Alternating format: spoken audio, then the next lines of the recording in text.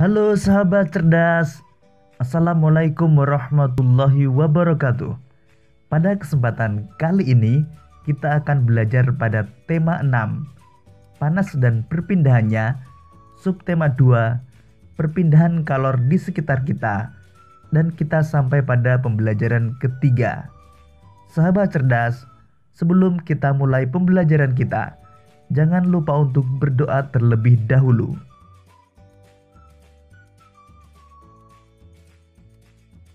Sahabat cerdas, perhatikanlah gambar berikut ini. Gambar tersebut menunjukkan kegiatan nelayan setelah pulang dari melaut. Mereka biasanya pergi secara berkelompok pada malam hari dan pulang keesokan paginya. Mengapa demikian? Tentu kalian masih ingat, nelayan memanfaatkan prinsip perpindahan panas secara konveksi, yaitu angin darat dan angin laut, untuk berangkat dan pulang melaut. Nelayan memanfaatkan angin darat yang bertiup dari darat ke laut untuk berangkat menangkap ikan di laut. Kemudian nelayan memanfaatkan angin laut yang bertiup dari laut ke darat untuk kembali ke daratan.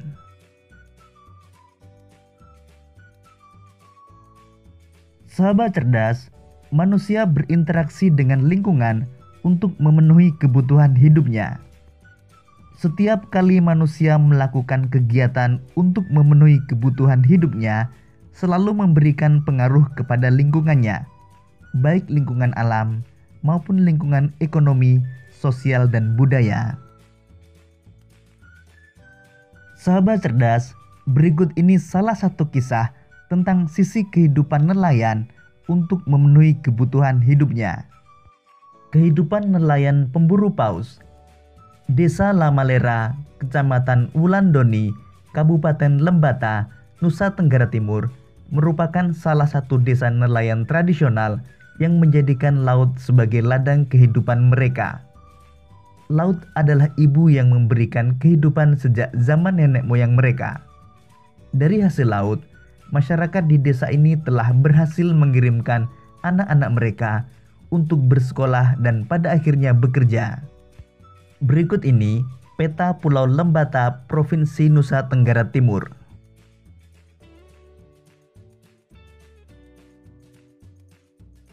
Masyarakat nelayan di Desa Lamalera memiliki tradisi berburu paus yang telah diturunkan bertahun-tahun oleh nenek moyang mereka. Tidak sembarang paus yang mereka buru. Hanya paus yang sudah tua saja yang mereka buru. Jika mereka menemukan paus muda, masyarakat nelayan di desa ini akan mengembalikannya ke laut lepas. Mereka pun bersepakat secara adat bahwa dalam setahun tidak boleh lebih dari 15 paus yang mereka buru. Dengan demikian, mereka tetap menjaga agar paus tidak punah.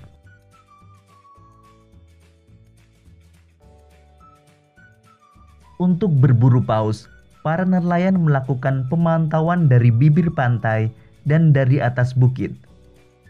Ada beberapa orang yang senantiasa berada di bukit itu untuk memantau, sambil melakukan kegiatan lainnya seperti memperbaiki jala, menganyam atap perahu dari daun lontar, memasak, atau membaca buku. Jika mereka melihat paus, mereka akan berteriak, "Baleo!" yang berarti paus. Teriakan itu membuat para nelayan yang berada di bibir pantai segera bersiap melaut. Mereka akan mengirimkan sebuah perahu untuk mengamati jenis dan umur paus. Jika mereka melihat paus itu layak ditangkap, mereka akan memanggil perahu-perahu lain untuk mendekat.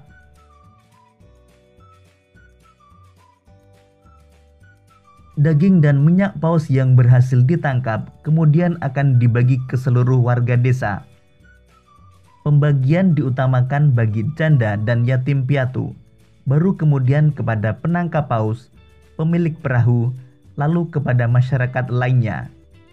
Daging dan ikan paus ini dapat ditukar dengan jagung, umbi-umbian, buah-buahan, dan sayuran dari masyarakat pegunungan.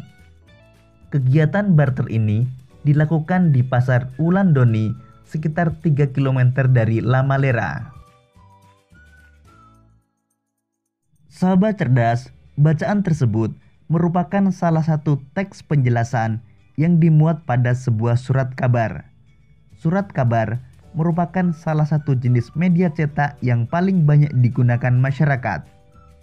Surat kabar atau koran merupakan salah satu media cetak yang dapat memberikan berbagai macam informasi.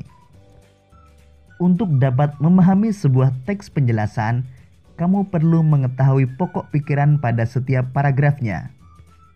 Berikut ini pokok pikiran dalam setiap paragraf pada bacaan tersebut. Paragraf pertama, Desa Lamalera merupakan salah satu desa nelayan tradisional yang menjadikan laut sebagai ladang kehidupan. Paragraf kedua, masyarakat nelayan di Desa Lamalera tetap menjaga agar paus tidak punah. Paragraf ketiga, nelayan melakukan pemantauan dari bibir pantai dan dari atas bukit. Paragraf keempat, daging dan minyak paus yang berhasil ditangkap dibagikan ke seluruh warga desa.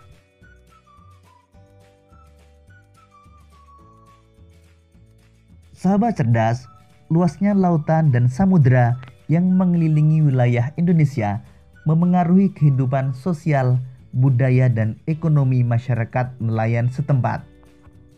Keterikatan antara masyarakat nelayan dengan lingkungannya terwujud salah satunya melalui kegiatan upacara tradisi nelayan. Setiap masyarakat nelayan di Indonesia memiliki kegiatan yang berbeda sebagai bagian dari upacara tradisi. Salah satunya adalah masyarakat nelayan Pantai Malo, Kokorotan, Sulawesi Utara. Festival Man'e, tradisi nelayan di Pantai Malo.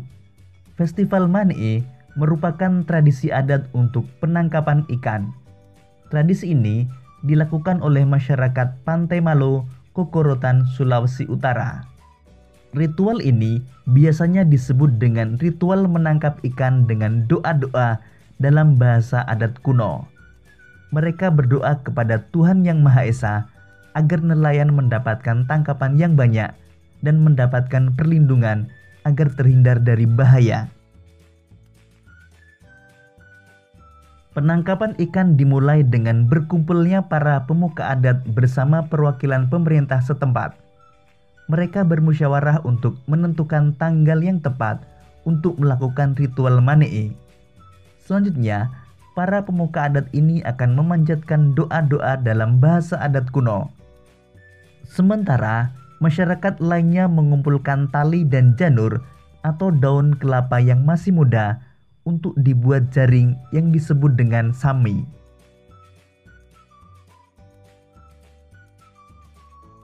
Tibalah hari yang ditentukan untuk melaksanakan ritual Man'e. Para pemuka adat dan pemerintah setempat membawa sami ke Pantai Malo. Beramai-ramai mereka menariknya sepanjang mungkin ke arah laut hingga membentuk sebuah kolam. Ketika ikan-ikan telah banyak terperangkap ke dalam sami, masyarakat pun mulai menangkapnya. Hasil tangkapan ikan ini akan disantap bersama dalam pesta rakyat yang digelar saat itu. Ada hal yang menarik sepanjang ritual hingga pesta rakyat ini, yaitu masyarakat dilarang mengenakan pakaian berwarna merah sebagai pantangan. Ritual seperti ini masih dilaksanakan hingga kini. Masyarakat meyakini ritual ini sebagai ucapan syukur dan permohonan perlindungan dari Tuhan Yang Maha Esa. Selain itu, kegiatan ini mengandung nilai-nilai kebersamaan antar anggota masyarakat dan kepedulian untuk memelihara laut sebagai sumber kehidupan masyarakat. Nilai-nilai kerjasama, persatuan, dan kesatuan pun sangat bisa dirasakan sepanjang persiapan hingga dilaksanakannya ritual ini.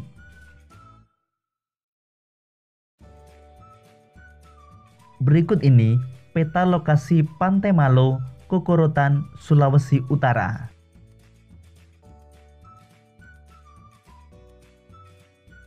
Sahabat cerdas, berdasarkan bacaan tersebut, mari kita jawab beberapa pertanyaan berikut ini. Nomor 1. Apakah tujuan dilaksanakannya Festival Mani tersebut? Tujuan Festival Mani adalah agar nelayan mendapatkan tangkapan yang banyak dan mendapatkan perlindungan agar terhindar dari bahaya. 2. Siapa saja yang berperan penting dalam upacara tersebut? Yang berperan penting antara lain pemuka adat beserta pemerintah dan masyarakat setempat. 3. Menurutmu, apa manfaat kegiatan upacara tradisi nelayan terhadap kesejahteraan nelayan dan kehidupan masyarakat nelayan setempat? Sangat bermanfaat dengan kegiatan tersebut. Dengan begitu, masyarakat setempat dapat memperoleh tangkapan ikan secara lebih mudah dan pastinya mendapat penghasilan lebih banyak.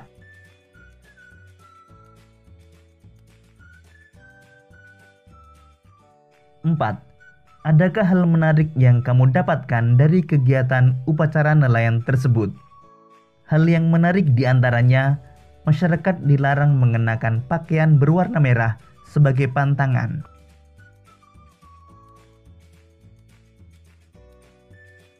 Sahabat cerdas, nelayan bekerja keras menangkap ikan merupakan usaha untuk meningkatkan kesejahteraan keluarganya.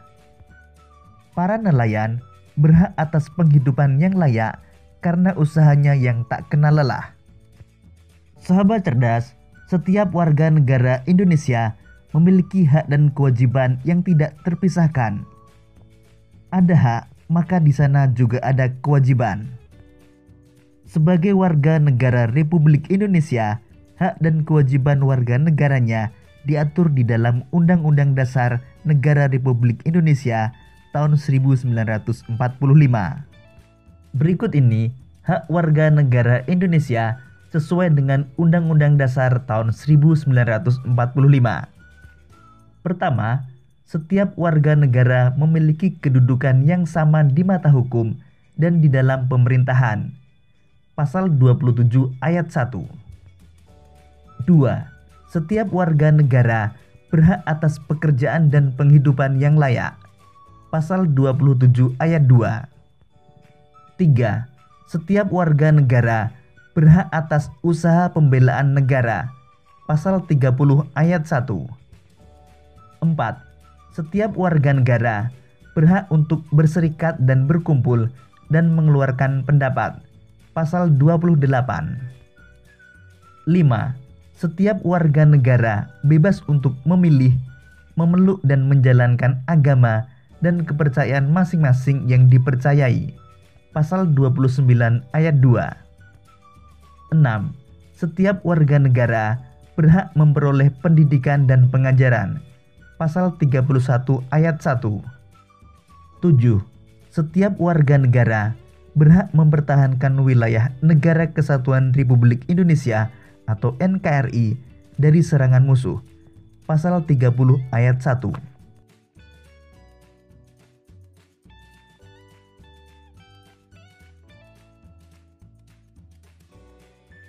Berikut ini kewajiban warga negara Indonesia sesuai dengan Undang-Undang Dasar tahun 1945. 1. Setiap warga negara wajib membayar pajak dan retribusi yang telah ditetapkan oleh pemerintah pusat dan pemerintah daerah atau Pemda. Pasal 23A. 2. Setiap warga negara wajib mentaati serta menjunjung tinggi dasar negara, hukum dan pemerintahan tanpa terkecuali, serta dijalankan dengan sebaik-baiknya. Pasal 27 ayat 1. 3. Setiap warga negara memiliki kewajiban untuk berperan serta dalam membela, mempertahankan kedaulatan negara Indonesia dari serangan musuh. Pasal 30 ayat 1. 4. Setiap warga negara wajib untuk menghormati hak asasi orang lain dan menjunjung tinggi moral, nilai agama, keamanan, dan ketertiban umum. 5. Setiap warga negara wajib turut serta dalam pembangunan untuk membangun bangsa agar bangsa kita bisa berkembang dan maju ke arah yang lebih baik. 6. setiap warga negara wajib untuk mengikuti pendidikan dasar yang sepenuhnya dibiayai oleh negara.